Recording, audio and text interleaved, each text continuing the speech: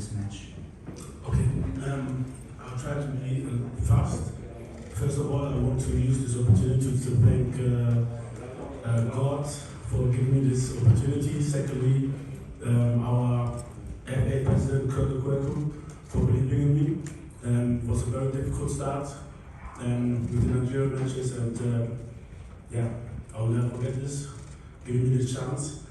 And then, surely, my family for having this patience to let me do 2 jobs at one time was not easy, but thank you for to my wonderful wife for letting me do this. And then surely to the players who sacrificed a lot also, who did a lot, and I want to mention some names which were not there. So first of all, those who brought us even to the World Cup, like Bakasso, Jonathan Menza, Andy Yaudom, it's his birthday also today, happy birthday, and Felix Afeniajan, not to forget. They did a lot for us even to come here to this World Cup, and then also players who got injured, unluckily, Richard Ofori, Baba Idrisu, Giorgio Wallacott, not to forget, and Benjamin Tete. You all did a lot, thank you for that. Really appreciate your work. We will never forget what you did for us, especially taking injuries and still get sometimes insulted by people who don't know you.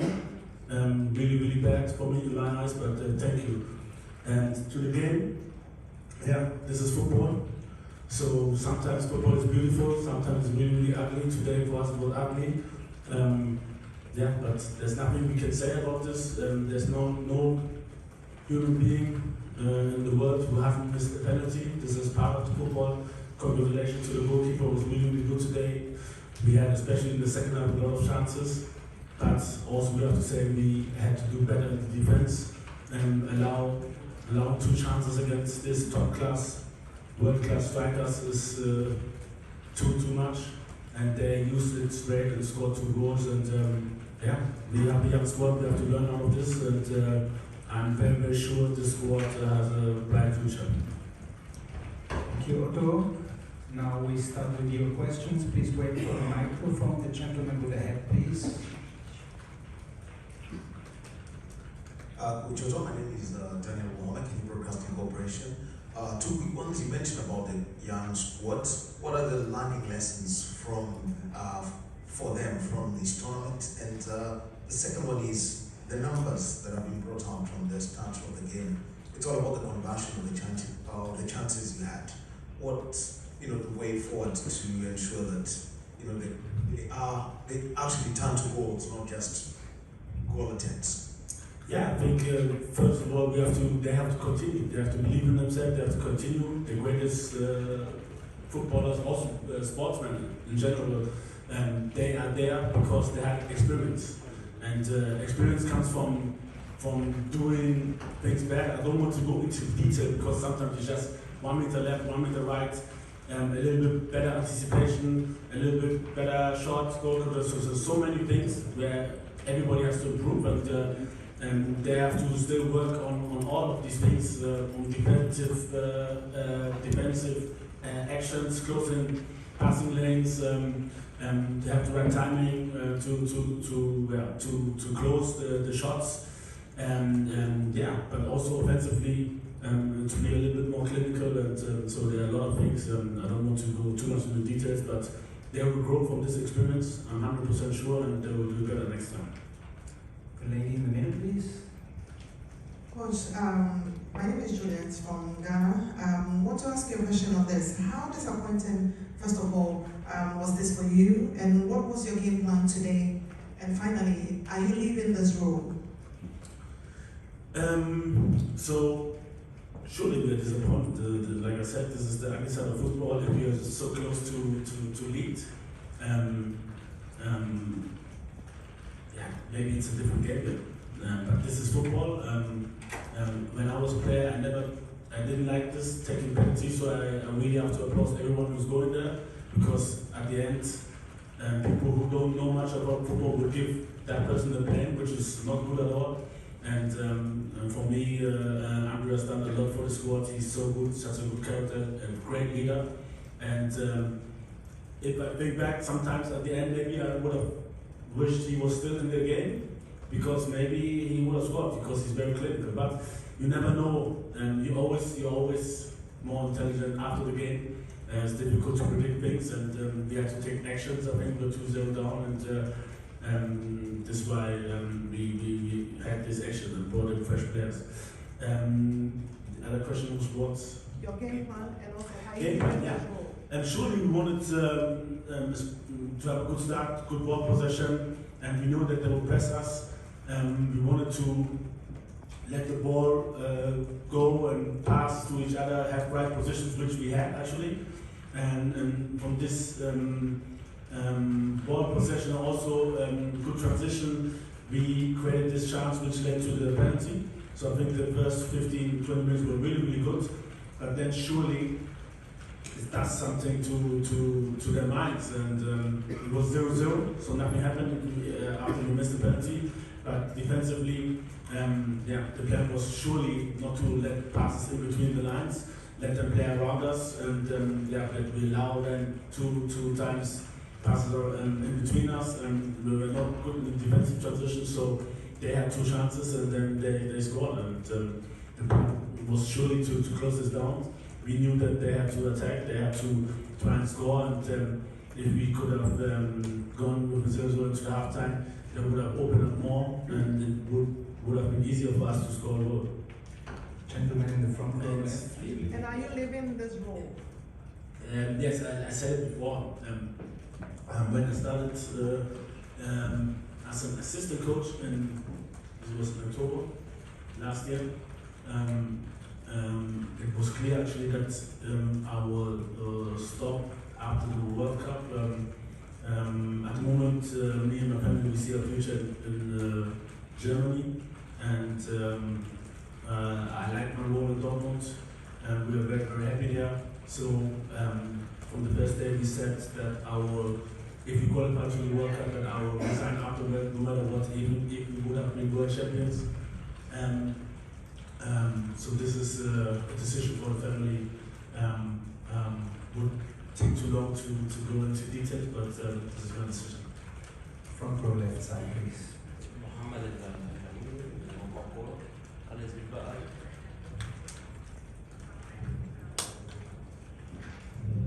سؤالي لمستر روتو، هل لاعبي غانا تأثروا بالحديث الكثير عن مباراة 2010 وبعض محاولات سواء المدرب الأوروغواي أو لويس سواريز اللي هو اتكلموا في النقطة دي، حسوا بضغط أو في تأثير على بالنسبة للروتو؟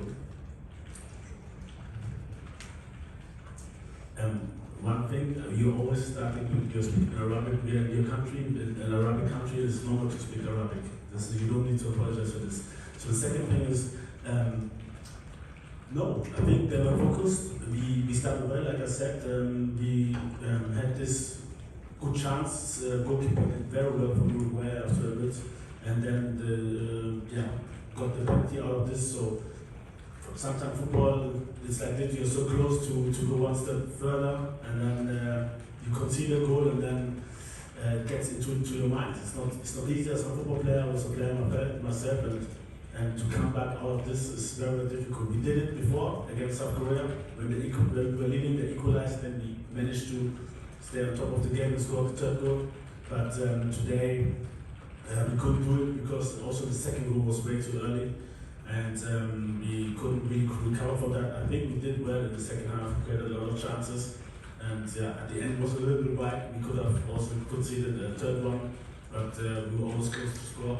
So this was what we called. I was believing till the last minute that we can score, and but today was not our day in scoring. Gentleman in green, please. Question in English. Hi, also congratulations for the elimination. In the mix zone just now, one of the players said that they had decided once they realised that Korea had scored that if Uruguay were going to go out, if Ghana were going to go out, Uruguay were going to go out, and they were going to make sure that that happened. Is that what you were thinking on the bench as well?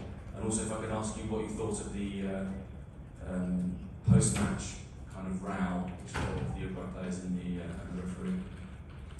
Yeah, I don't know who said this, but surely for me this is, I don't know, nobody told them what the score was. I don't know how they should know.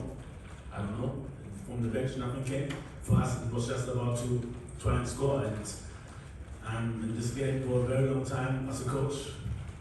Since, I don't know, coach since more than 12 years, 13, 14 years. And I've witnessed these games also as a player. We were leading 3-0 and we lost 4-3 in the last minutes. So I know that everything can happen, and even if it's the last minutes, and you will, if you get the ball one more time, you can score, and then it's an equalizer. So if somebody, I don't think somebody was thinking like this, but me definitely not, because I know everything can happen, and even in the last minutes. Everybody saw, even in Champions League, wild games, when the last minutes a team collected 2 goals or made 2 goals. So we all know that football is like this and anything can happen. And so we were just trying to make the equalizer, which would have gotten us through. We have time for 2 more questions. Sorry, there's a question about the after-match. I asked them about the after-match row with the Uruguay players and the referee. It's the second time I've asked about it and no one's answered. Yeah. So the after-match row with the Uruguay players and the referee, and with the whole thing that happened on the pitch. I saw it. Yeah. What should I say? Well, I don't know. I'm just curious as your opinion as to what you think sparked it, because I don't know what was going on, to be honest. So there's nothing I can say. You should ask them. I think I don't know. I don't know if it was because of the time or they saw a foul somewhere. Or, but I don't know. So I don't know actually what it was about. For me, to be honest, the referee was very good. Did a good job and also identifying a lot of things correctly. So 2 more questions. One we try from the virtual stadium now. Please go ahead. أهلا بك سيد المدرب. Sorry, I will ask in Arabic. أنا مهدي من تونس. أقدم لك كل مشاعر التعاطف لأننا جميعا أفارقة ونتمنى لكم حظا سعيدا في المستقبل. أريد أن أسألك حول انتظارات أفريقيا من التأهل لغانا. كنا ننتظر أن غانا تتأهل. هل تشاطرني الرأي أن المنتخب الغاني وبقية المنتخبات الأفارقة تقريبا لا يملكون نوعية اللاعبين الجيدة لدى المغرب، يعني المغرب يمكن أن نقول أنه صنع الفارق بنوعية اللاعبين مع احترامنا الشديد جدا للاعبي غانا المتميزين، وشكرا. First, again, please, nobody should, we are in an Arabic country, nobody should apologize for asking in Arabic, nobody, please. And the second thing, it's too easy, and I know this is the job of the press and the media, and if the same players would have scored, then the players will be good. So it's too easy for me, and I understand this because we are out of the tournament, we lost. That it goes sometimes could go to the players, but the same game, but just maybe big ones. There was it hit the post, maybe post inside instead of outside, and we have 2-1 and we score 2-2. The same players, you would maybe ask how come you have such great players? So for me it's a little bit too simple. I think if you see the match that we could see that we have quality players, and like it was said already before, we have I think one of the young squads or maybe the young squad. So there's a lot of things which will hopefully develop in the right direction, and this is sometimes the difference. But like I said, it's also football is not just always like tactics and players. It's sometimes it's luck or bad luck. And the last question to the gentleman in the middle. Thank you. Commiserations on the result, Otto. There was a fan in the crowd at the beginning of the game who had a placard which said "Revenge for 2010." I wanted to know if it was something that you had spoken to the players about before the game, if it was something that weighed on their minds, and then also, does it hurt that little bit more that it was Suarez once again who kind of haunts Ghana? I